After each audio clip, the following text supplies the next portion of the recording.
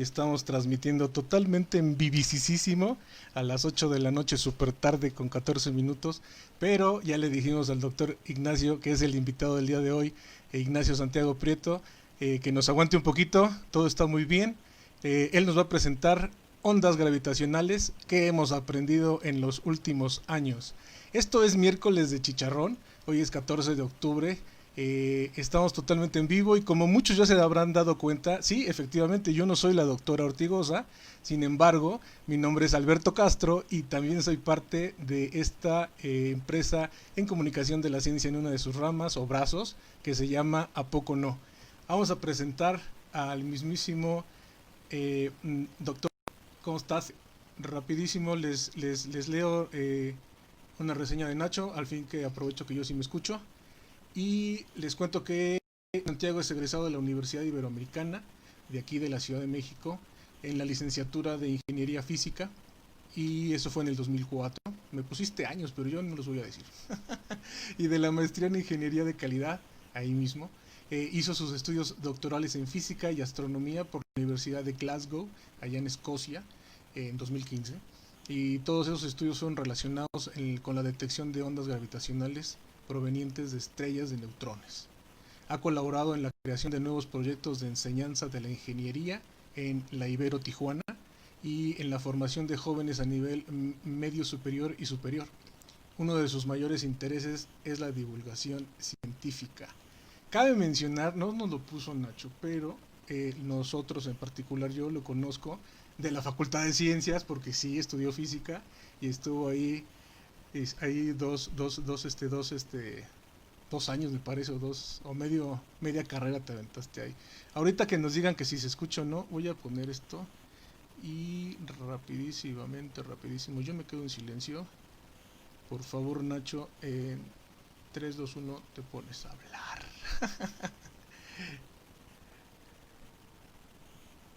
Espérame tantito. Ahí está, a ver, dale. Hola, hola. Pues gracias Mario, gracias por esta invitación. ¿A poco no? Soy fan casi desde que se inició ¿A poco no? Entonces es un gusto poder estar aquí. Doctor Nacho, ¿cómo estás? Otra vez. Doctor,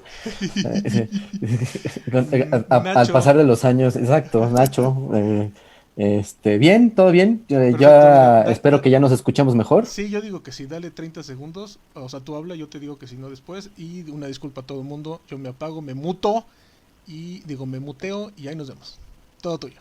Muy bien, muchas gracias, Mario. Pues muchas gracias a todas aquellas personas que están aquí en el Facebook Live de A Poco No. La idea, entonces, como les platicaba hace un momento, es que hagamos una dinámica, pues un conversatorio, más allá de eh, una plática que sea unilateral. Y bueno, ahorita en la siguiente diapositiva les quiero platicar la dinámica que he propuesto para esto. Bueno, pues por los que van llegando, pues me llamo Ignacio Santiago y el día de hoy quisiera platicar con ustedes acerca de, pues, lo que ha pasado en las cuestiones de la detección de ondas gravitacionales desde 2015 para acá. Recordemos que hace un par de años la detección de ondas gravitacionales fue motivo del Premio Nobel de Física eh, debido a pues, la trascendencia que tiene para nuestro entendimiento de la naturaleza del universo. ¿Okay? Muy bien. Entonces, la dinámica que propongo es que voy a empezar a platicar un poquito de la historia en cuanto a lo que envuelve a la vida de Einstein en este contexto, de Albert Einstein. Haremos una pausa y lo van a ir viendo cómo va avanzando la diapositiva en la barra superior de las diapositivas. La barrita verde va a significar la diapositiva en la que estoy y las barritas rojas, cuando lleguemos a ellas, serán los puntos de discusión, de análisis, de responder preguntas, en la medida de lo posible, escuchar sus puntos de vista con todo gusto. Muy bien. La primera pregunta que yo quiero que nos planteemos es, bueno, ¿cómo es que hemos llegado hasta este punto en el que podemos platicar con bastante naturalidad acerca de lo que implica una onda gravitacional y las detecciones directas y los interferómetros y todo esto. Creo que vale la pena hacer un pequeño recordatorio de cómo hemos nosotros entendido que interacciona el universo. El universo tiene, lo hemos entendido con 4 interacciones fundamentales. Hace algunos años, tal vez cuando empezamos a estudiar física, nos llamaban de las 4 fuerzas fundamentales, pero son algo mucho más interesante que una fuerza en sí, sino es una descripción de las interacciones que suceden en el universo. En este contexto, quisiera que hiciéramos una comparación de estas interacciones y, a ver, pensáramos, por un lado, que la gravitación va a tener el tamaño 1. Imagínense, 1. Y a partir de ese tamaño, el tamaño de la interacción de la gravitación, 1, quisiera que comparáramos las demás interacciones.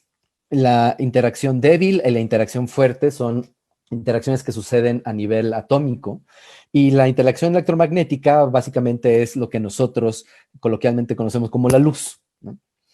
Y quisiera que vieran esto. Si la gravitación fuera un número 1, la interacción débil es 10 a la 25 veces más grande que la gravitación. Por otro lado, la electromagnética es 10 a la 37 veces y la interacción fuerte es 10 a la 39. O sea, lo que vamos a hablar el día de hoy tiene que ver con la interacción más, más ligera, menos poderosa, si la queremos llamar de alguna manera, en el universo. El hecho de que la interacción llamada gravitación sea tan pequeña implica que para que se noten sus efectos necesitamos considerar objetos extraordinariamente grandes, objetos extraordinariamente veloces. Y por eso es que se convierte en algo tan espectacular hablar de la gravitación, porque vamos a estar hablando de grandes estrellas, de remanentes estelares como agujeros negros o estrellas de neutrones, etc. Einstein en 1905 era consciente que la descripción del universo hasta ese momento no era suficiente para poderle explicar plenamente. Y de hecho, una de las cosas que él empezó a pensar en esos tiempos, esta palabra que voy a decir puede ser familiar para ustedes en el contexto de hablar de Einstein, es que todo tenía que ver con, todo era relativo a ciertas acciones que sucedían en el universo. Esto le llamó Einstein al principio de relatividad, y entonces empezó a cuestionarse, ok, tal vez ciertos fenómenos suceden y se pueden observar de una manera, si lo ves relativo a un punto de vista, por llamar de alguna manera, y de otra manera si lo puedes ver con relación a otro punto de vista, ¿no? A eso se refirió con la relatividad. Y otra cosa que Einstein descubrió o que entendió tal vez es que la velocidad de la luz, primero, ya se sabía desde un poco antes que era algo pues bastante rápido, ¿no? Se consideraba, en algunos casos ya se consideraba lo absoluto de esta velocidad, que era lo más rápido que podía existir, pero que no cambiaba su velocidad dependiendo del punto de vista en el que lo veías. Eso le llamaron la invariabilidad de la velocidad de la luz. 2 años después de este 1905 que fue llamado ya por la gente que hizo biografías de Einstein, y todavía cuando él estaba vivo, como el año maravilloso, en el año en el que, digamos, como decimos coloquialmente, como que se le prendió un foco, ¿no? Porque empezó a producir todas esas cosas que empezó, digamos que a concretarlas, todas aquellas cosas que él había pensado, que había pensado durante muchos años. Y en 1907, en un trabajo de Einstein, él habla de el pensamiento más feliz de su vida. Textualmente, ¿no? The happiest thought of my life, es como él lo dijo. Y ese pensamiento es una cosa fantástica que se llama el principio de equivalencia, que creo que vale la pena describirlo a continuación. El principio de equivalencia llega a la cabeza de Einstein cuando en este contexto de querer convertir a todo lo que sabía del universo en algo relativo, quería equiparar la gravitación con algunas fenómenos que eran relativos entre sí con las otras interacciones. Por ejemplo, la electromagnética. Aquí les pongo un experimento en el que en el lado izquierdo de la pantalla, en donde tenemos una brújulita común y corriente, unos cables y una pila. Este experimento lo que produce, voy a correr el video, es que cuando se hace pasar corriente por un cable, como se está pasando aquí a través de esta pila, la brújula reacciona, es decir, al pasar corriente eléctrica, se genera un campo magnético dependiente de esta corriente eléctrica. Y esta relación le llamaba mucho la atención a Einstein porque decía, ok, hablando de interacciones electromagnéticas, nosotros entendemos que al haber una corriente eléctrica, hay un campo magnético. Hablabas del electromagnetismo, que ya era un fenómeno que era pues bastante estudiado. Y entonces, en la idea de Einstein de querer convertir esto en unas cosas relativas a otras, surge esta idea del principio de equivalencia, y la manera en cómo lo surge es que se le ocurre que podría describir la gravitación a través de un fenómeno conocido por muchos años atrás, descrito en las épocas de Newton, que se llamaba o que se llama la inercia. La primera ley de Newton, la ley de la inercia, dice que todo cuerpo mantiene su estado de movimiento a menos que haya una fuerza que interactúe con este cuerpo, ¿no? Y entonces lo que dijo Einstein, tal vez haya esta relación similar en la gravitación a la que acabo de describir, con la inercia y la gravitación. Y entonces el experimento que propone para describir el principio de equivalencia Einstein es, bueno, aquí en el lado derecho de la pantalla lo pueden ver, que se podría describir la trayectoria de una pelota que el experimentador que está parado en la plataforma dejara caer dentro de la nave espacial, ya fuera la nave en movimiento o la nave estática. Si la nave espacial, es el ejemplo con la nave espacial, estuviera, digamos, parado o estacionada, digamos, en la Tierra, si él soltara la pelota, caería con una aceleración en la Tierra, en la superficie de la Tierra, de 9.8 metros sobre segundo cuadrado. Pero que ese mismo fenómeno sucedería, o se vería igual, si la persona, en vez de soltar la pelota en la Tierra, el cohete estuviera fuera de un campo gravitacional como el de la Tierra, fuera de la gravitación de la Tierra, y el experimentador soltara la pelota. Si el cohete se estuviera moviendo con una aceleración de 9.81 metros sobre segundo cuadrado hacia arriba, lo que encontraría esos experimentadores es que verían exactamente el mismo fenómeno que si la pelota se cayera, ¿no? Se cayera en un punto o en la superficie de la Tierra o de este campo gravitacional.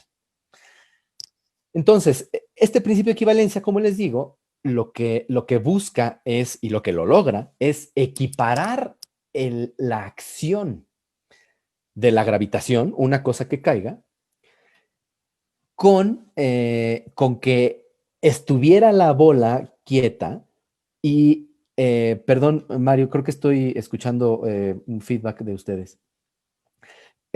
Y entonces, vuelvo un poco porque me saqué un poco de onda. Lo que queremos decir con el principio de equivalencia entonces es que el cohete que está en la superficie de la Tierra, parado, estático, al momento de caer la pelota, la suelta y caería naturalmente con esa aceleración que todo el mundo conocemos en la Tierra. Y ese mismo fenómeno entonces se podría describir si este cohete estuviera en otro lugar, no en la Tierra, donde no hubiera gravitación, siempre y cuando este cohete se moviera a 9.81 metros sobre segundo cuadrado en la dirección opuesta. Ese mismo fenómeno, por ejemplo, que sentimos como cuando vamos en un coche y el coche acelera y que tendemos a hacernos hacia atrás, ¿no? Ese fenómeno de inercia. Igualito, o sea, generaría los mismos efectos que la gravitación. Por otro lado, a una persona que admiraba mucho Einstein era a Ernst Mach, ese mismo personaje que eventualmente su apellido fue utilizado para describir las velocidades equivalentes a la velocidad del sonido y que si nosotros decimos Mach 2 implica que vamos a 2 veces la velocidad del sonido, Mach 3 a 3 veces la velocidad del sonido, etc. En esos tiempos de principios de 1900, ya Ernest Mach era muy reconocido por sus grandes aportaciones a la mecánica. Y basado también en unos estudios muy interesantes de Ernest Mach en el que describía la forma en cómo un fluido podría adquirir, por ejemplo, si tú tienes una taza de café y lo empiezas a agitar, espero que todo el mundo hayamos visto alguna vez que la superficie del café tiende a curvarse, ¿no?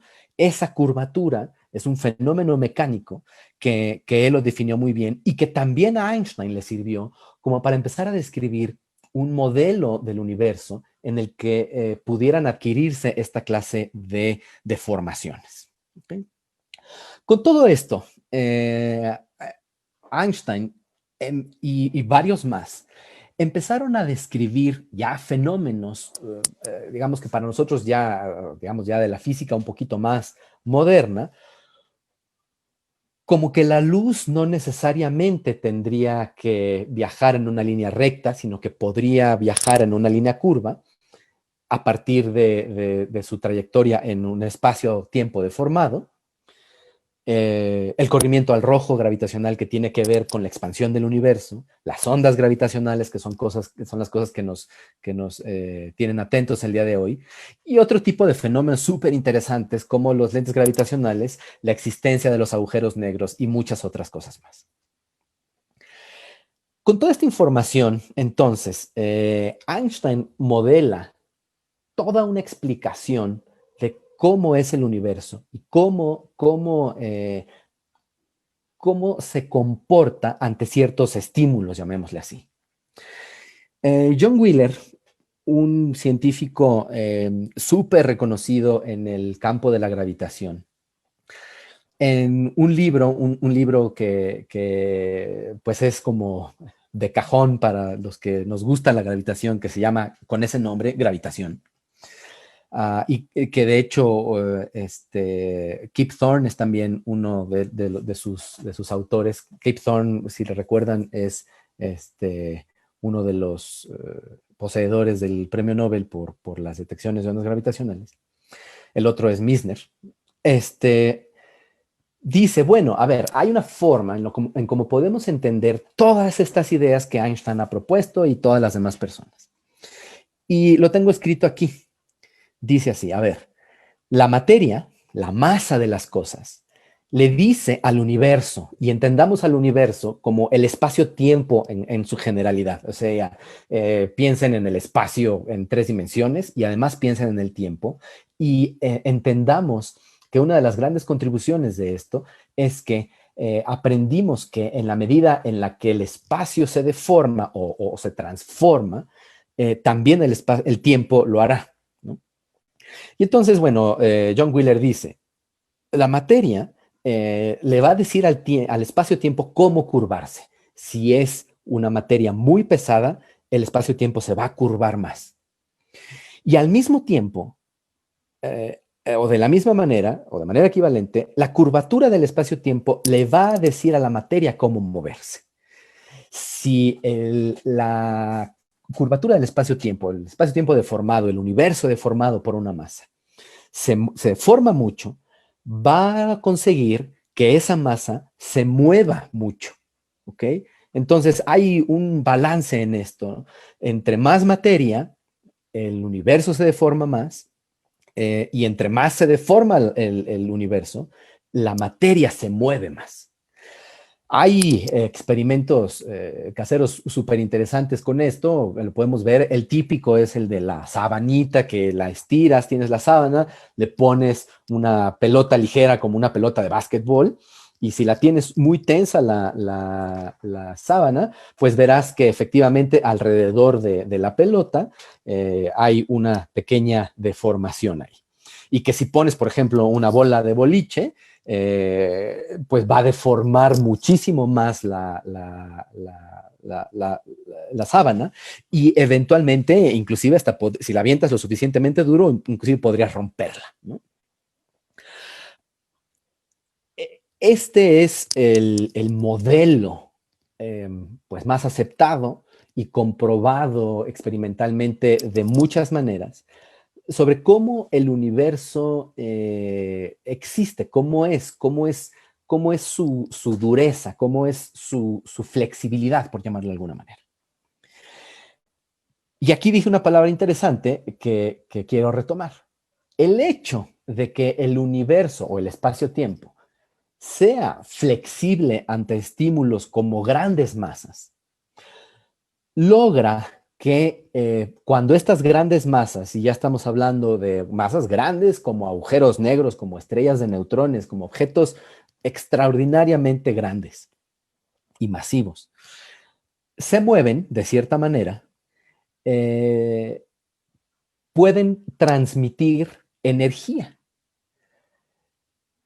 Y eso es un concepto sumamente interesante porque resulta que el tipo de energía que se transmite es una energía que nosotros conocemos como energía mecánica. Digamos que en general, hablando de la energía, podemos considerar 2 tipos de energía, ¿no? La energía electromagnética, que su representante pues es la luz en toda la gama, en el espectro de la luz, desde el radio, el infrarrojo, el ultravioleta, etcétera. Y las ondas mecánicas como el sonido, la energía mecánica como el sonido. Una de las diferencias más interesantes entre estos 2 tipos de energías es que la energía mecánica es capaz de producir movimiento, es capaz de producir vibraciones. Gracias a que la energía mecánica produce vibraciones, es que ustedes están pudiendo escuchar esto que estamos platicando el día de hoy, porque mi voz, que se transmite por todo el cablerío que debe de haber en una computadora y en las redes, etcétera, eventualmente está llegando a sus tímpanos, a sus oídos, y en sus oídos está generando vibraciones que son detectadas por su sistema nervioso y eventualmente pueden procesar, porque lo han aprendido, cómo interpretar esas vibraciones. Bueno, las ondas gravitacionales son unas ondas, son un tipo de energía mecánica que produce vibraciones. El pequeño detalle de estas ondas gravitacionales es que las vibraciones que produce son extraordinariamente pequeñas. ¿Qué tan pequeñas? Son mucho más pequeñas que el núcleo de un átomo, mucho más pequeñas que un protón. El hecho de que, de que estas vibraciones, de los efectos vibracionales de las ondas gravitacionales sean tan pequeños, hizo que durante muchos años se considerara que era prácticamente imposible medir esas vibraciones. Porque esas vibraciones no es nada más que como a lo mejor, si entendemos esta palabra, se entiende el concepto de algo como moviéndose rápidamente, sino que realmente generan desplazamientos. Así, por ejemplo, yo ahorita podría poner a vibrar mi mano y lo que realmente estoy haciendo es desplazando mi mano, ¿no? Entonces, lo que se quieren medir o lo que se miden son desplazamientos mucho más pequeños que el núcleo de un átomo. Ahora, desde más o menos los años 60 han habido esfuerzos muy diferentes y grandiosos. La creatividad de los científicos para desarrollar estos detectores es increíble, ¿no? Y entonces, desde los años 60, hubieron en varias partes del mundo, en Estados Unidos, en Escocia, en Europa, en Alemania, intentos por medir ondas gravitacionales con distintos instrumentos. Uno de ellos, muy popular en su momento, por ahí de los años 70, fueron unas barras resonantes, que no quiero entrar en mucho detalle con ellas, más que describirles que eran cilindros de acero o de aluminio de 1 tonelada de peso y que tenían pegados por todos lados un montón de sensores y todos estos sensores electrónicos intentaban medir el paso de ondas gravitacionales sin tener muy clara idea de dónde venían, porque seguimos sin tener, digamos, no estamos esperando de un punto en particular que llegue una onda gravitacional. Intentaban medir las deformaciones de estas barras resonantes, como les digo, deformaciones mucho más pequeñas que el núcleo de un átomo. Hay también una iniciativa súper interesante en astronomía observacional sobre arreglos de pulsares. Los pulsares son estrellas de neutrones que siguen un modelo tipo faro, ¿no? Como los que vemos en las costas en las playas, en el que al estar rotando, rotan y emiten una señal en 2 direcciones, y cada vez que la señal pasa enfrente de ti, pues ves una pulsación, ¿no? Bueno, como una especie de faros. Y bueno, hacen ahí una serie de arreglos interesantes que podríamos platicarlo más adelante. Y digamos, desde principios de los 80s, empezaron a construirse unos experimentos que ya desde los años 40, 50 empezaban a hacerse, que se llaman interferómetros ópticos.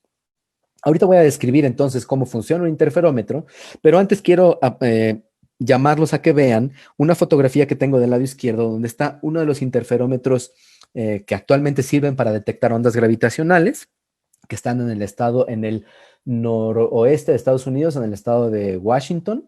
Es un interferómetro que funciona para detectar ondas gravitacionales y que sobre todo quisiera que vean el tamaño del objeto.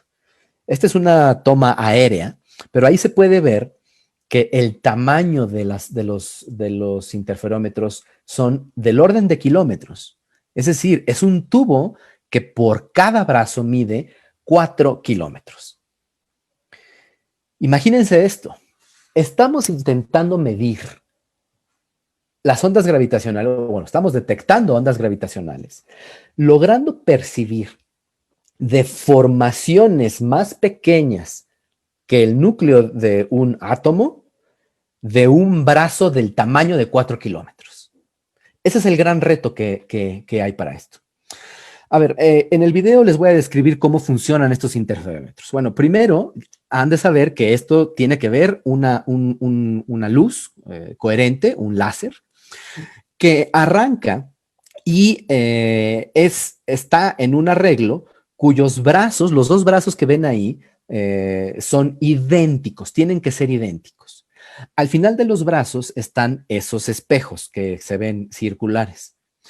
La señal rebota, regresa más o menos a su origen, y en este punto, estos dos láseres se vuelven a sumar.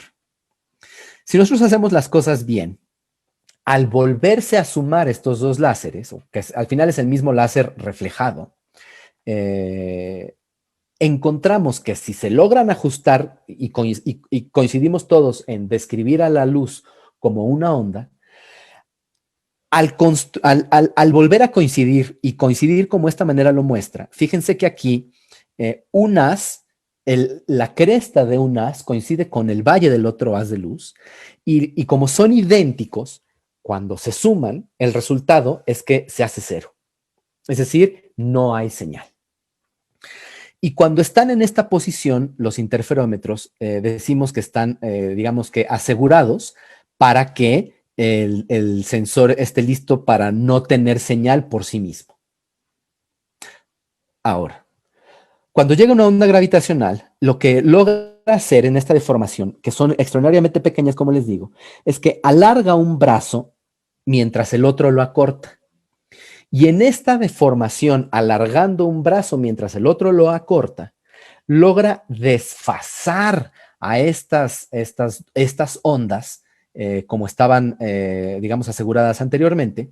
Y el resultado es que en los sensores se detecta una señal finalmente. Algo que es muy interesante de estos interferómetros es que las señales que se logran detectar en estos interferómetros gigantescos logran transmitir características idénticas a la de los cuerpos que emiten estas ondas gravitacionales. Particularmente, podemos hablar de dos cosas. Logran describir de manera idéntica la frecuencia con la que estas vibraciones suceden y además se logran con otro tipo de instrumentos percibir durante cuánto tiempo se generan estas señales. Llegamos a una de las barritas rojas, entonces si hacemos una pequeña pausa para escuchar si hay preguntas en el chat del Facebook Live o en otros medios donde se hayan localizado y los escucho. Mario, ¿tú Pues tienes aquí algunas andamos, preguntas? efectivamente, amigo.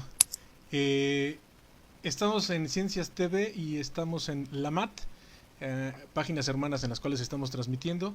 Y en una de ellas tenemos la pregunta que creo que ya la contestaste, sin embargo la ponemos a ojo, que es ¿cómo se desplaza la energía mecánica en el espacio?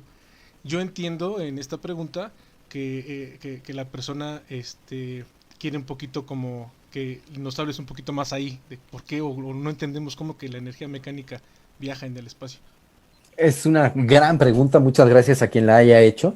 Y es justamente digamos, el fundamento de las ondas gravitacionales.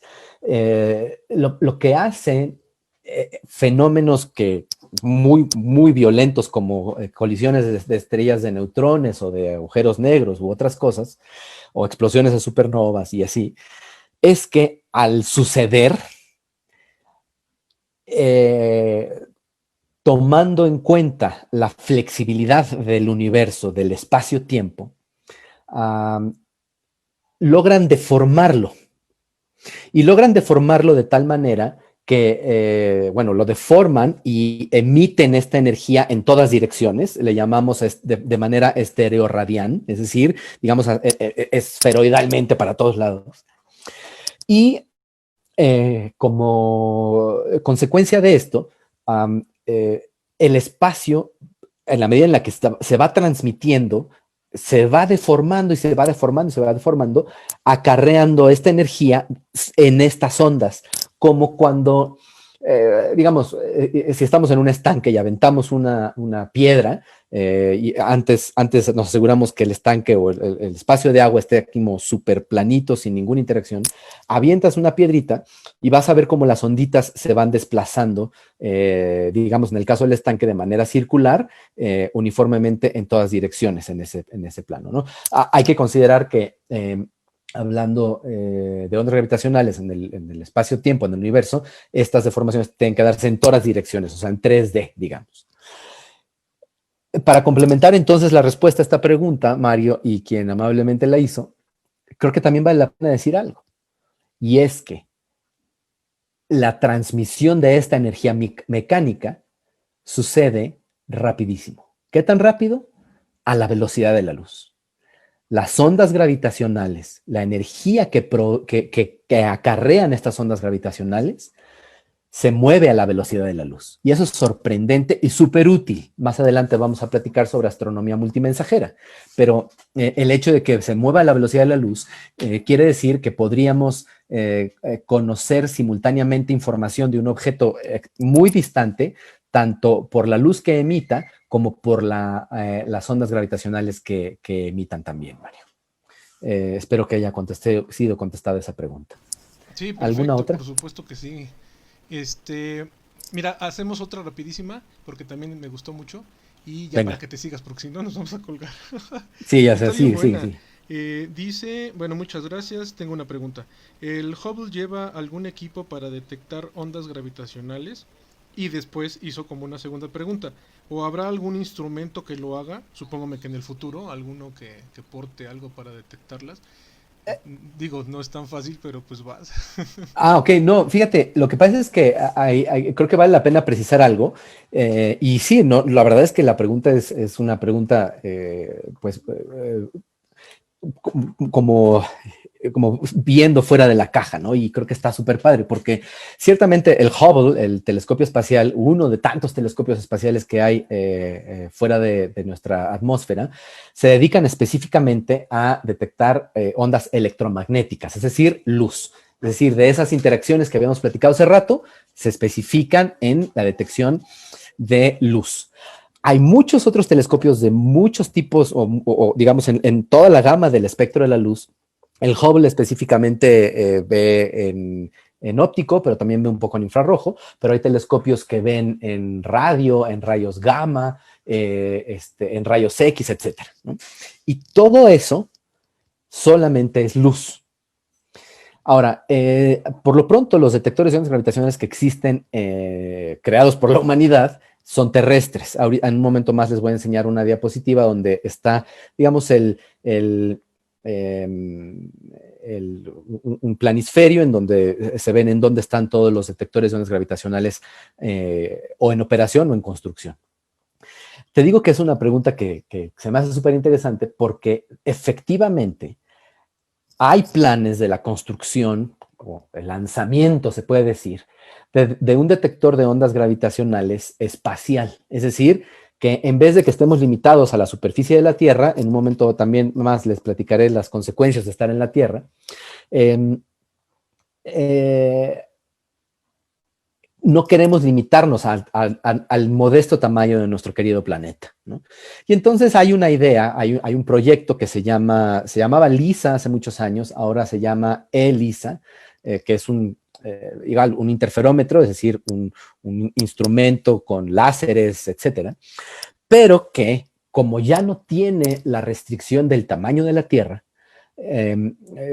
con base en una gran tecnología desarrollada, por cierto, también en la Universidad de Glasgow, eh, quieren que mida, pues un interferómetro que es un arreglo tal vez de tres navecitas espaciales, es un arreglo que quieren que mida por brazo, en vez de los 4 kilómetros de LIGO, quieren que mida 1 millón de kilómetros.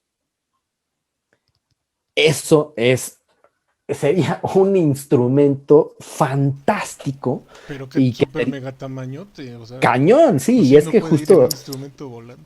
o sea, aquí no cabe, ¿no? Entonces imagínate la tecnología que tienes para poder, digamos, mantener en comunicación y poder medir la distancia en estas dos navecitas espaciales que están separadas en esa distancia. Y que puedas, además, si pasa una onda gravitacional y que deforme su separación, puedas medir la separación mucho más pequeña que el núcleo de un átomo. O sea, es algo fantástico y que está en proceso de construcción y que hay muy buenos avances en la construcción con esta tecnología, ¿no? Faltarán algunos años todavía para que esto suceda, tal vez 10, 20 años. Sin duda ya con la llegada de las primeras detecciones, ahora en total ahorita tenemos 15, pues ya da un impulso fantástico también para el desarrollo de esta tecnología. Ya ven, chavos, allí estamos entonces. De aquí a 20 años, yo ya no lo veo, pero muchos de ustedes lo arman, así que Cálmate, viejo, sí no se estás puede, tan ¿no? bien. Sale, viejo, te dejo. Muy bien. Bueno, Gracias. seguimos. Cuando lleguemos a la siguiente barrita roja, haremos otro break para preguntas por si se quedaron algunas en el tintero. Gracias, Mario. Gracias a todos los que están siguiendo esta conversación. Muy bien. Ahora, esta es la diapositiva que les quería enseñar.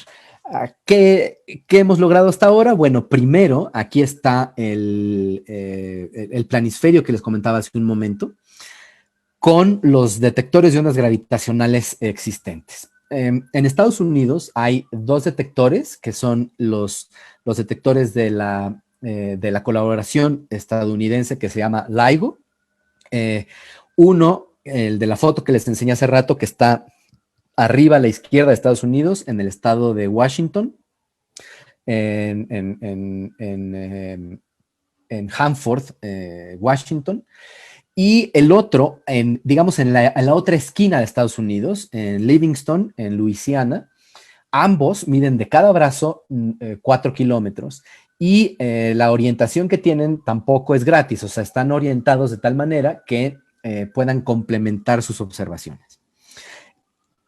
Además, hay otro detector de ondas gravitacionales que está en el norte de Italia, que es una colaboración italo-francesa, que se llama Virgo, y digamos que es este interferómetro de 3 kilómetros por brazo es un gran apoyo o una gran colaboración también europea que afortunadamente se ponen bien de acuerdo la colaboración en LIGO con la colaboración de Virgo y forman una gran colaboración de científicos dedicados a la detección de ondas gravitacionales que se llama la LIGO-Virgo Collaboration.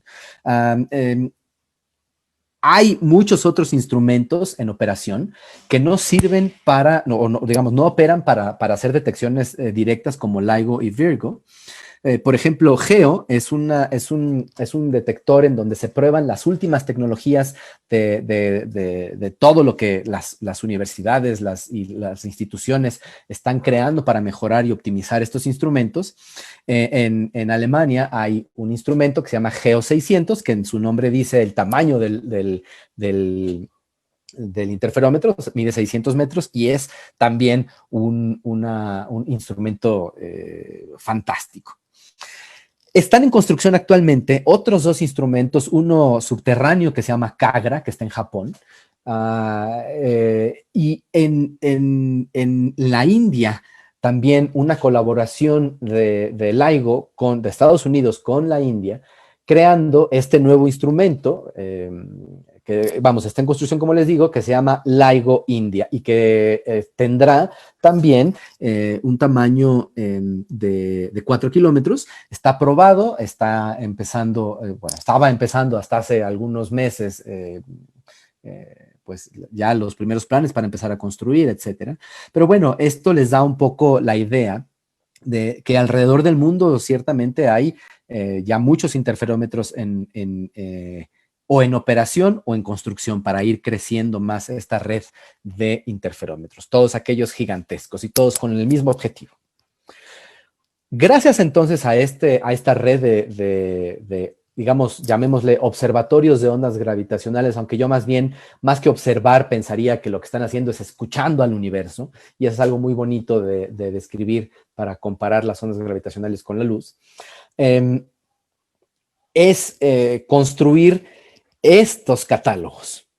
Estos catálogos de ondas gravitacionales que quiero describir algunos de ellos nada más para que me parece que es importante que entendamos a qué se refieren con todas estas letritas y todos estos numeritos y todos estos grafiquitos y estas curvitas. A ver, Primero que nada, les quiero enseñar, bueno, recordar lo que dije hace un momento, que una de las cosas que hacen los detectores de ondas gravitacionales es medir la frecuencia de estas vibraciones y además también medimos durante cuánto tiempo suceden. ¿Ok? Estos gráficos que están presentándose aquí son los gráficos que tienen en el eje vertical la frecuencia y en el eje horizontal el tiempo. Y estos son digamos, los instrumentos gráficos y de datos que nos ayudan mejor a entender una onda gravitacional. Por otro lado, les quiero platicar qué quiere decir esto de GW170608 y un GW170729, etc. Esos son los nombres que se les dan a las detecciones de las ondas gravitacionales. En inglés, las ondas gravitacionales son gravitational waves, por eso la GW, gravitational wave, y los números son los días en el que fueron detectados. Es decir, el primero del lado izquierdo, arriba del lado izquierdo, es la onda gravitacional descubierta el 8 de junio de 2017. El que sigue hacia la derecha es una onda gravitacional observada, pues más que descubierta, observada o medida, el 29 de julio de 2017 y así sucesivamente. Creo que esa notación es importante como para saber de qué estamos hablando. Simplemente la onda gravitacional, digamos que entonces esta nomenclatura es la onda gravitacional descubierta en esa fecha. Por otro lado, quisiera describir con ustedes las curvas que están, digamos, en la parte debajo de los nombres que acabo de describir. Por un lado, están esas sombras en gris que describen lo que, digamos, la onda esperada basada en estudios de comportamiento de estrellas de neutrones, de agujeros negros, de objetos supermasivos que sabemos que son los que de los cuales podríamos detectar ondas gravitacionales. Digamos que es la cuestión teórica, ¿no? Y por otro lado, en naranja están las descripciones con base en lo que Einstein propone en la relatividad general, ¿no? Entonces, quisiera que vean que son, digamos, modelajes que coinciden mucho en cuanto a lo que esperamos. Creo que olvidé mencionar algo. Estos modelos en gris son los modelos verdaderos, reales, datos, o sea, están basados en datos reales de objetos medidos, pues, ¿no? O sea, tienen que ver con los datos que los detectores LIGO o Virgo han obtenido. Y lo que es sorprendente, y bueno, es fantástico, es que se ajustan muy bien a lo que las teorías de la relatividad general proponen para cada uno de estos objetos.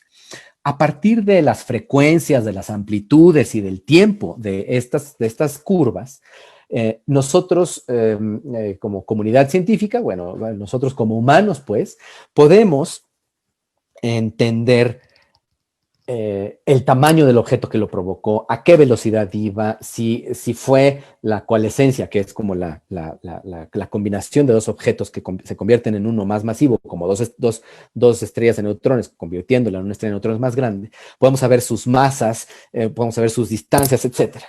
Solamente con base en estos modelos que les acabo de describir.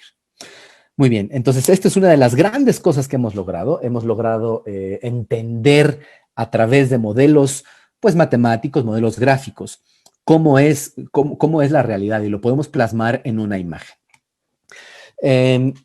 También se ha logrado hacer esta clase de simulaciones en donde vemos cómo, sobre todo, agujeros negros van acercándose entre sí y en la medida en la que se van acercando, la frecuencia de oscilación cada vez es más grande por una cuestión gravitacional. Entre más cerca, pues se atraen más y eventualmente formar estas, estas curvas.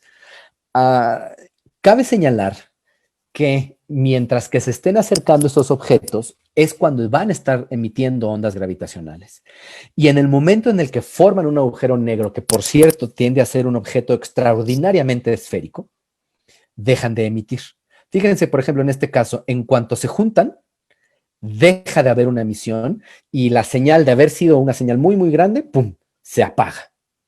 Y esas son las señales que nosotros estamos, digamos, se están detectando con los detectores de ondas gravitacionales. Vale la pena también decir que muchos de estas señales duran menos de un segundo, la gran mayoría de ellas duran menos de un segundo, tal vez una décima de segundo. Nada más como para retomar todo, piensen en esto. Se están midiendo deformaciones de un brazo de un brazo de láser de 4 kilómetros de tamaño, deformaciones del tamaño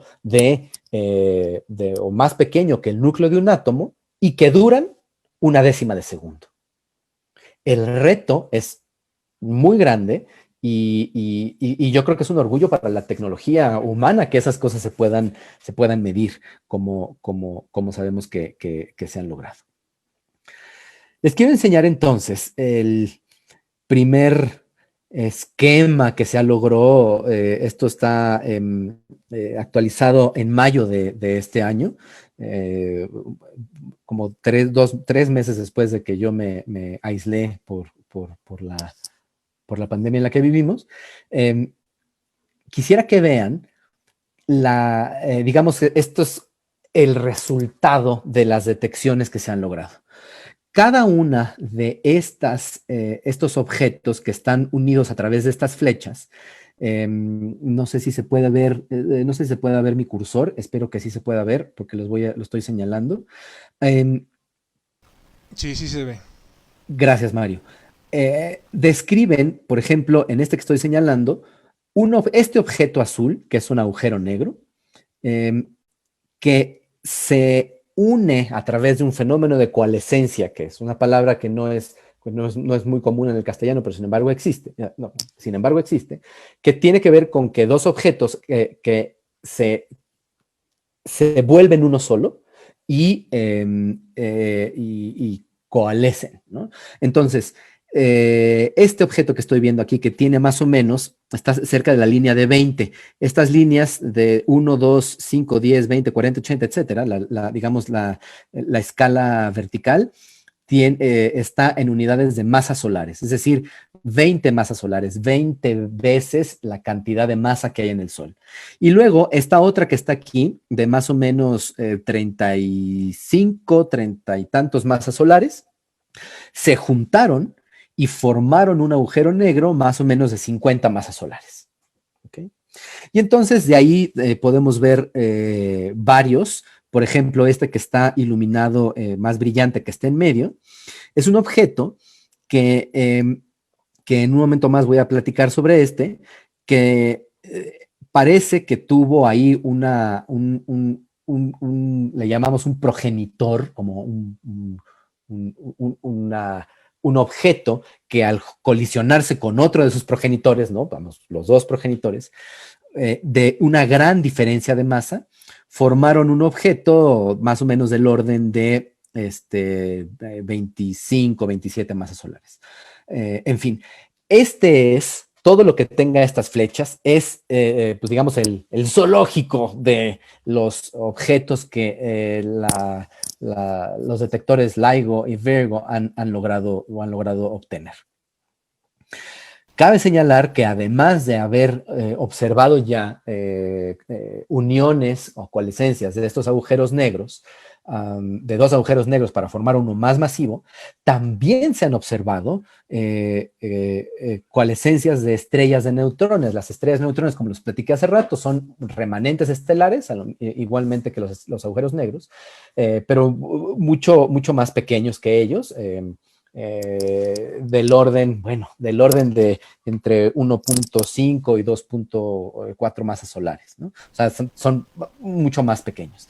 Y también cuando se colisionan entre sí estas dos estrellas de neutrones, forman un agujero negro. Te interrumpo Aunque no es rapidísimo, pequeño. viejo. Fíjate que voy a Dime, cuadrar una pregunta que está en el chat. venga, Por venga, sí. favor, generen sus preguntas. Si no nos da tiempo para todas las respuestas, ahí se van a quedar en el Facebook Live y después el doctor Nacho nos puede contestar.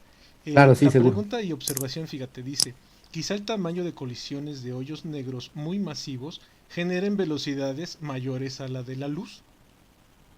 ¿Tú crees Ah, que esto sea posible, mi querido Nacho? o sea, que los objetos se muevan a velocidades superiores a las de la luz. Digamos que la colisión de los hoyos negros que estamos hablando ahorita, cuando se Ajá, juntan, llegan a ajá. tener un poder tan grande que se puedan mover Eh, con velocidades mayores a la de la luz. Más rápido que la luz, no. Sin embargo, sí a velocidades relativistas, ¿no? O sea, ya velocidades comparables con la luz, ¿no? Punto uno, una cosa por el estilo. Pero pues ahí hay una limitante todavía en trabajos. Bueno, Miguel Alcubierre me diría que, bueno, es posible viajar más rápido que la velocidad de la luz, pero por pronto, hasta donde yo sé, esto no es posible simplemente porque tienen mucha masa, ¿no? O sea, hay masa ahí de por medio. Entonces, podríamos decir que sí se llegan a mover muy rápido, son objetos, son fenómenos extraordinariamente energéticos y su energía también está descrita a través de la velocidad, eh, pero más rápido que la luz rompería algunas de nuestras reglas, que bueno, no estamos negados a que se rompan reglas, ¿no? Entre más cosas nuevas aprendamos del universo, pues más divertida nos vamos a dar, pero por lo pronto consideramos que no, ¿no? Sí muy rápido y sí relativistas, pero no más rápido. Bien, entonces gracias. Gracias, gracias. Vamos a aventarnos aquí lo que tú puedas mucho más rápido, porque si no nos gana el tiempo. Venga, sigo Vámonos, adelante. gracias Bueno, viejo. ya llegamos a otra pausa para dialogar. No sé si hay otra pregunta o nos seguimos de frente, mi querido De la Mario. misma persona. Bueno, Jazmín acostumbra, la doctora, acostumbra no leer las personas. Yo sí las voy a leer. Venga, Bueno, se llama verbal. hola. Supóngome que es un acrónimo. ¿Se pueden generar ondas gravitacionales de masa artificial? O de manera, perdón, Mm, me equivoqué. De de manera manera artificial. artificial. De manera Ay, artificial. esa es una súper pregunta y la agradezco mucho, porque de hecho sí, o sea, bueno, hay que entender a qué nos referiríamos con artificial. Tal vez se referirá a que no necesitas tener una gran estrella para producir una onda gravitacional, y ciertamente no. O sea, les voy a decir esto. Estoy moviendo mi brazo y espero que todo el mundo esté viendo la ridiculez que estoy haciendo, ¿ves? Pero En el uno me hecho llega a de, mí. ok, en lo que estoy haciendo al moverme estoy deformando el espacio-tiempo, estoy generando una onda gravitacional. Sin embargo, si de por sí una onda gravitacional generada por agujeros negros del orden de 20 masas solares, 8 masas solares o cosas extraordinariamente grandes, son apenas detectables porque son apenas del tamaño de un átomo, del núcleo de un átomo, detectar una onda gravitacional por lo que yo pudiera estar moviendo es algo, pues, mega imperceptible, ¿no? Hay un experimento, híjoles, hay un experimento en el que se supone que pones un bocho, tienes dos bochos y los pones así como en un sub y baja, ¿no? Y entonces los pones a mover así. Entonces, más o menos el bocho, pues estándar, mide más o menos 1 tonelada, ¿no? Creo que la onda gravitacional que podrías producir por ponerte a mover dos sedanes de la Volkswagen, de esos que nosotros le llamamos bochitos, ¿no? Está del orden de 10 a la menos 50 metros. O sea, es algo muy, muy, muy, muy, muy pequeño. Para que tengas una idea, las ondas gravitacionales que se están detectando son del orden de 10 a la menos 20, 10 a la menos 21 metros. Entonces, esta manera artificial, aunque no lo es, no es tan artificial porque pues es parte de la naturaleza, ¿no? Que se producirían, sí se producen, todo el tiempo se producen, todo objeto que esté moviéndose de una manera no esférica, es decir, que sea capaz de generar estas deformaciones del espacio-tiempo, emite una onda gravitacional, nada más que detectarlas es al momento, a la fecha, en 2020, punto más que imposible, ¿no? Ahí No está, sé si hay pues, otra pregunta. entonces. No, pues, síguete para que ya terminemos, Seguimos. porque Ya si no, voy a nos van ir, a ganar. ya la teoría y hablar de los detectores eran un poquito de las cosas más tardadas. Ahora quiero platicarles rapidísimo algunas de las detecciones más interesantes que ha habido, ¿no? Por ejemplo, esta que está circulada en rojo es una onda gravitacional que fue detectada con una diferencia de masas muy grande, es decir, un objeto, uno de los progenitores, tenía 30 masas solares y otro tenía 8 masas solares. Aquí lo pueden ver en el gráfico, aquí está la de 8 y aquí arriba está la de 30. Y juntos formaron una de poquito menos de 38 masas solares. Y sabemos que es un poquito menos porque, digamos, la diferencia digamos, a la masa que podría tener el agujero negro resultante es justo la energía que es emitida por ondas gravitacionales. Una de las cosas que se predecían, que se habían sido predichas, pues, con todos los modelos teóricos y que nos habían podido probar de manera práctica sobre este tipo de emisiones, es que esta diferencia de masas generaría una cosa que llamamos unos armónicos más grandes, es decir, una, un, un modelo de oscilación, ¿no? Mucho más grandes, que tendría como consecuencia que digamos, tendríamos una mejor resolución, una mejor definición de la onda gravitacional. Como, pues, ver la diferencia de la primera tele que yo tuve en casa de mis papás, que era una Hitachi, a ahora ver las 4K, HD, quién sabe qué, ¿no? O sea, tendrías mucho mejor definición, tienes mucho mejor definición por, digamos, el gran camino que desarrollan entre sí estos dos agujeros negros al coalescer, que cuando tienes unas masas pues relativamente parecidas, ¿no? Bueno, entonces este es un primer logro. Este que les voy a platicar es para mí de las cosas más increíbles que yo he podido entender con ondas gravitacionales, porque además las estrellas de neutrones al final fueron mi objeto de estudio mientras estuve bueno, trabajando en estos menesteres.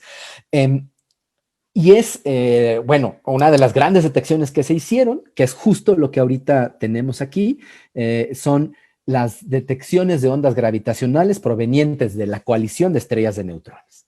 Como les dije, bueno, las estrellas de neutrones son objetos que al coalescer o al juntarse, eh, eh, emiten una onda gravitacional, pero además estas en particular emiten luz. A diferencia de los agujeros negros que no emiten luz cuando se colisionan, en general sabemos que hay horizontes de eventos y lo que tú quieras, pero se predice que en la emisión cuando colisionan estrellas de neutrones también pueden emitir luz. Al saber esto, se pensaba antes de la era de las detecciones en una cosa que llamábamos astronomía multimensajera.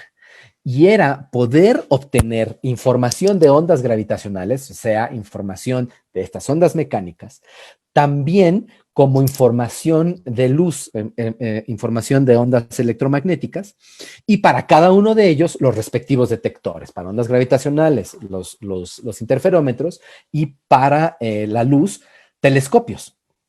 Arreglos de telescopios que están en la Tierra y telescopios espaciales. ¿Okay? Entonces, esto es un acuerdo que se llevó hace mucho tiempo, antes de la era de la detección, en el que los astrónomos observacionales y los detectores, los científicos enfocados en la detección de ondas gravitacionales, se pusieron de acuerdo para que esto sucediera. Entonces, cuando chocan dos estrellas de neutrones, emiten una onda gravitacional. Ahí está un modelo de una estrella de neutrones, como les decía, un modelo tipo faro. Vean que las estrellas de neutrones miden 10, 12 kilómetros y que de diámetro, y que cuando chocan, ahí está el modelo emitiendo esta energía mecánica, la deformación del espacio-tiempo, y que cuando chocan, emiten la onda gravitacional y además emiten una luz. Esto que pasó fue algo extraordinario. El 17 de agosto de 2017 se detecta una onda gravitacional Y 11 segundos después se detecta, perdón, 2 segundos después se detecta una señal de rayos gamma por un telescopio espacial que se llama Fermi. Y entonces, al ver esto y al haberse puesto de acuerdo con anticipación, los astrónomos dicen, a ver, ¿será que estos dos objetos, estas dos emisiones vienen de la misma región? Como ustedes se han de imaginar, en un universo, en una galaxia de 300 mil millones de estrellas, con un universo conocido de 100 mil millones de galaxias cada una, la probabilidad de encontrar de dónde viene es muy baja, o sea, son demasiadas las cosas, demasiado el espacio. El telescopio de Fermi, con las triangulaciones y con todas sus orientaciones, logró estimar que esta señal, la señal de luz, de rayos gamma, venía de una región del espacio equivalente a 6,000 lunas llenas. Imagínense el tamaño, el área. Entonces, un área gigantesca. Tomen una luna llena y pónganla 6,000 veces en el cielo. Y esa región es donde Fermi dijo, el telescopio espacial dice, por aquí vino, ¿no? Irónicamente uno podría decir, muy útil, ¿no? O sea, es un área extraordinariamente grande. Por otro lado, hubo también una estimación de un grupo de telescopios basados en la Tierra, digamos, una colaboración que tienen telescopios espaciales que se llama Integral o Integral, pues, en donde decían, bueno, para nosotros esa señal que la sentimos o que la medimos en luz viene en algún lugar en toda esta franja. Coincidentemente, esta franja llevaba a un espacio que era, digamos, común con la primera estimación de Fermi. Por otro lado, LIGO, los detectores de ondas gravitacionales, esa señal de onda gravitacional, sabían más o menos la orientación, pero LIGO, como son dos instrumentos, digamos que tienen dos secciones en donde probablemente pudo haberse venido, puede haber llegado esa onda gravitacional. Estos dos lóbulos tienen que ver, entre otras cosas, porque la Tierra es redonda, ¿no? Espero que todos estemos de acuerdo en eso. Y entonces, LIGO, cuando encuentra esto, dice, bueno, de todas ese gran tamaño, de esas 6,000 lunas, está más o menos por aquí, ¿no? Como ven, ya ahí es una región mucho, mucho más pequeña. Espero que se acuerden que les platiqué de Virgo. Virgo es otro detector de ondas gravitacionales que está, digamos, del otro lado del Atlántico y que, dada su sensibilidad, digamos, la sensitividad del objeto, sin duda hubiera podido detectarlo Virgo, pero no vio nada. No sintió nada Virgo. Resulta que estos detectores, por la curvatura de la Tierra, tienen unas cosas que llamamos puntos ciegos, como ya sabes, el típico punto ciego del retrovisor del lado izquierdo de tu coche, que nunca ves, ¿no? Entonces, dicen, si Virgo pudo haber detectado y no lo detectó, eso quiere decir que probablemente en ese momento la Tierra estaba en una posición que cuando llegó la onda gravitacional, llegó en uno de los puntos ciegos de Virgo. Entonces tomaron los puntos ciegos de Virgo, lo compararon con el primer mapa que teníamos y ¿qué creen? Que coincidió en esa área en donde estaba la coincidencia de Fermi, de Integral y de LIGO.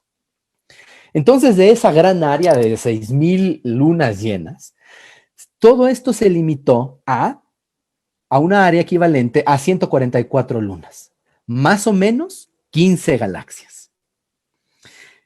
Quisiera que escucharan bien esto, porque solamente 11 horas después, los astrónomos encontraron que en una de esas 15 galaxias hubo un objeto en los tiempos que marcaban las detecciones, en donde se encontró una luz coincidente y de las mismas características energéticas que la que se estaba esperando.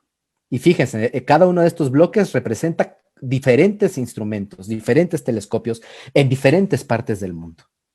Esta galaxia se llama NGC 4993.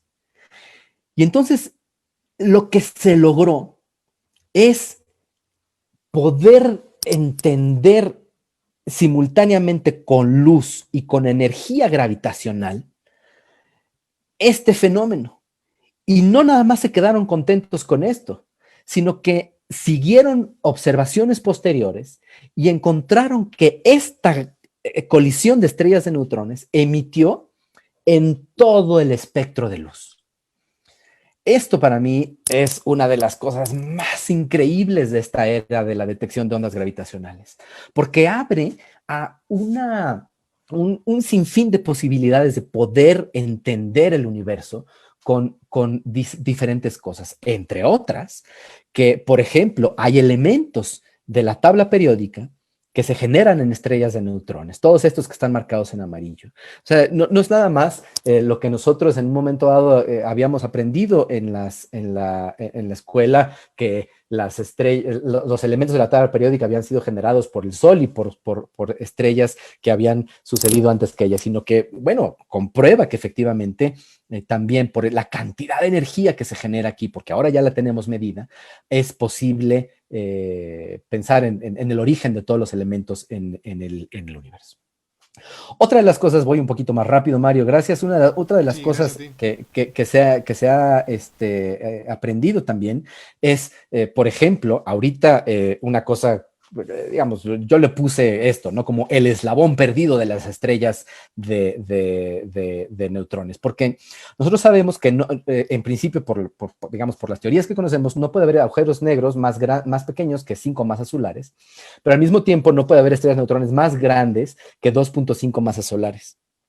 Y esta detección que está marcada en el gráfico habla que uno de los progenitores pudo haber sido un objeto que medía más o menos 2.6 masas solares.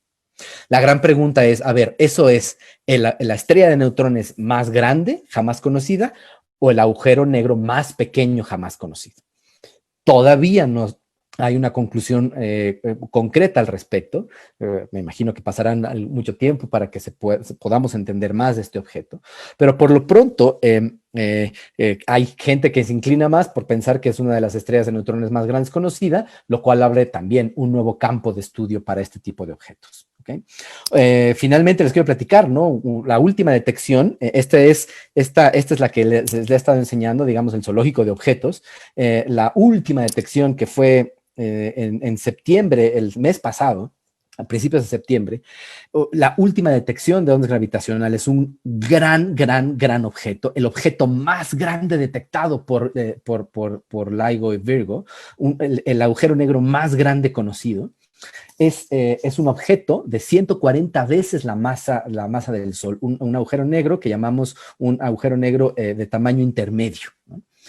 Algo súper interesante es que los progenitores de este objeto, para que nos cuadraran los números, tienen que ser objetos pues muy grandes, ¿no? De 85 masas solares. Hay también en estos modelos que existen, hay un espacio en donde sabemos que no deberían de existir por una cuestión de estabilidades gravitacionales, agujeros negros que estén entre 65 y 135 masas solares, sobre todo por las progenitores que estos tienen, ¿no? Este resultado dice, bueno, el progenitor de esto que fue observado de 142 masas solares, pudo haber sido el reciclaje de otros agujeros negros que habían colisionado antes, lo cual hablaría de pues sí, este reciclaje constante en el universo de material, o que dos estrellas masivas, poco antes de explotar o de convertirse o de terminar, digamos, su vida productiva de luz y de energía, se unieron y dieron origen a un agujero negro más masivo. Nada más quiero compartir con ustedes, con todo gusto puedo pasarles la presentación a poco no, para que tengan esto. Quiero decirles que todo el material que está en esta plática es público. LIGO, Virgo han desarrollado una gran cantidad de material para hacer pública su ciencia.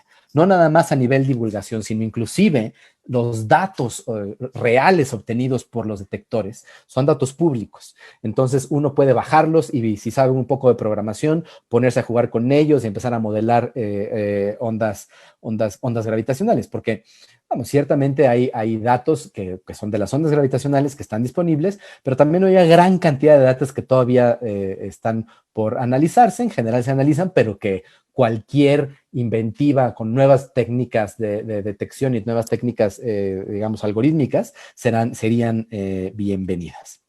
Esta es la última diapositiva y escucho a ver si hay más comentarios o algo más, mi querido Mario. Excelente, muchísimas gracias Nacho, qué bárbaro, es una plática que en lo particular, pues no solo por ser colegas, pero está canijo, Amigos, amigos, colegas y amigos. híjoles, estuvo muy nutritiva, realmente estuvo muy exquisita. Es la Muchas palabra gracias. que quiero decir. Eso. No seas malo, deja de compartir por favor tu pantallita. Ahí vas a poner Seguro. otra, me acuerdo, otra al final. Ah, no, tengo una extra slide si hay alguna pregunta, Ah, pero pues más excelente. bien, ¿qué quieres que haga? ¿Que deje de Sí, compartir? para nuestra cámara principal. Eh, pues agradecemos muchísimo a todos por su presencia. ¿Estás ahí todavía? Ah, Sí, perfecto. vamos aquí a recorrerlo un poquitín. Ya sabes que hay que moverle No sé cursor si a haya ciertas más preguntas cosas. o algo así que hayan quedado en el tintero. Si es que hay tiempo, tú me dirás. Mira, ya hasta pedí permiso hace rato para extenderme más en el tiempo. Así que no pasa nada. Ah, de pelos. Muy bien. En lo que estamos cuadrando esto de la pantalla, pues vamos a poner un ticker. Quiero agradecer a las páginas hermanas que nos prestaron su espacio para poder presentar esta plática, a Ciencias TV, que estamos transmitiendo totalmente en vivo para con ellos, y también a la MAT, que estamos ahí también transmitiendo. Si tienen alguna duda, si quieren comentar más cosas con Nacho, con el doctor Nacho, pueden hacerlo por favor ahí a su Twitter, es astronacho o @astronacho, y su correo electrónico o email es ignacio.santiago@gmail.com. No me faltó ninguno, ¿verdad, viejo? Es las que me pasaste.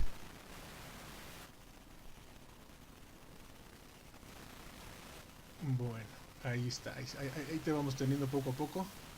Este, con esto de la electrónica que no nos deja. Bien, bueno, yo seguiré un poco. Ahí estás. Ahorita Aquí tengo. ando, aquí ando. Sí, Ya ahorita estoy. tengo un Ey, poquito de más. pelos.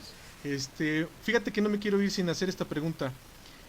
¿México participa activamente en algún tipo de estudios ahorita en los que En, mencionaste? en México como con instituciones, no. Digamos que hay algunos a irnos a una universidad que está involucrada en la detección de ondas gravitacionales. Hay una primera iniciativa en trabajar en cuestiones, sobre todo de colaboración observacional, por ejemplo, con el Gran Telescopio Milimétrico. A ver, digamos que la participación que hay es a través de esta red de otro tipo de telescopios ópticos, como con el Gran Telescopio Milimétrico, en el INAOE. Omar López Cruz también creo que tiene ahí trabajo relacionado con lo que él hace, el modela agujeros negros, entre muchas otras cosas. Entonces, pero como una institución que esté asociada a LIGO o a Virgo, no. Ok, no lo hay. Pues órale, chavos. Sí, claro, o sea, es que hay todo un proceso, pues, ¿no? O sea, hay, digamos que para que ir y empezar a trabajar con eso, pues ahorita también a través de teóricos, ¿no? Tal vez teóricos, pero como observacionales, una institución que yo sepa, no. Ok. Tenía otra preguntita. Déjame ver dónde andan. Agradecemos a todos los que se quedaron después de los errores que tuvimos. Otra disculpa, como no, porque ahí Sí, estábamos con gracias. un eco y luego estábamos con quién sabe. Como todos ya se dieron cuenta, para los que no llegaron desde el inicio, a aguantarnos desde el inicio, esta miércoles de chicharrón en A Poco No, pues lo lleva Jazmín, la doctora de NEP. Y el día de hoy pues quisimos incursionar un poco porque yo también pertenezco a Poco No y pues a darle un poco, lo mío es la radio, nótese que lo mío es la radio y pues incursionando un poquito en esto de estar llevando una plática. La preguntita, ¿quién sabe tú dónde anda? Vamos, ando buscando. Aquí está. Dícese, ¿cuánto tiempo pasó del inicio del choque a su detección de... Ah, se refiere, claro, a lo que pasó el 17 de agosto de 2017. ¿Habrá algún indicio de cuándo, porque con esto de que mencionas de que se viaja, y correctamente así es, que se viaja a velocidad de la luz y han de estar lejísimos, ¿saben? ¿Cuánto tiempo pasó? Bueno, millones de años. De plano, así es la Estos respuesta, objetos, millones. sí, o sea, estos objetos están súper, súper lejos, ¿no? Y a pesar de tener esa gran velocidad, la velocidad de la luz, las estrellas de neutrones, ah, pues tienen que recorrer, digamos, regiones súper, como ven, viene de una galaxia, ¿no? Una galaxia que honestamente tendría que googlear la distancia a la galaxia de NGC 4993, pero pues habría que simplemente hacer una división de la distancia de NGC 4993 por la velocidad de la luz, pues, ¿no? Y podríamos estimar el tiempo que tardó. Pero, digamos, como dicen los clásicos de la ciencia ficción, hace muchos, muchos, muchos años en una galaxia muy, muy, muy lejana, ¿no? Sí, claro. Otro también que dicen, ¿no? Que nuestro presente ahorita, pues es el que estamos viendo, realmente es el pasado que ocurrió. Claro, creo que eso es importante también decirlo. O sea, cuando estas cosas sucedieron, seguramente el humano no existía, Ah, ¿no? seguro, claro. No sé, dependiendo de la distancia, pero tal vez inclusive ni siquiera nuestra estrella Es- existía, ¿no? Pues así es. Quisiera dar las gracias una vez más a todas las personas que están con nosotros. Si quieren mandar un saludo o algo. Ah, no, esto no es radio. No, esto no es radio, pero Mi saludos. queridísimo Nacho, muchísimas gracias. Ondas Gracias, Mario. gravitacionales. Estuvo la plática muy muy buena. Si alguien quiere dejar algún comentario para con el doctor, para conmigo, para con A Poco No, adelante. Seguimos con esto de miércoles de chicharrón. El próximo 21 de octubre será nuestra presentación de algo, porque la verdad es que no sé, pero de que continuamos, continuamos. Eh, ¿Algún pu- comentario pu- final que quieras hacer? Rapidísimo, dos cosas. La primera es, bueno, ahí estoy en Twitter como @astronacho, escríbanme. Cualquier duda que haya surgido, conversaciones mucho más allá de este espacio.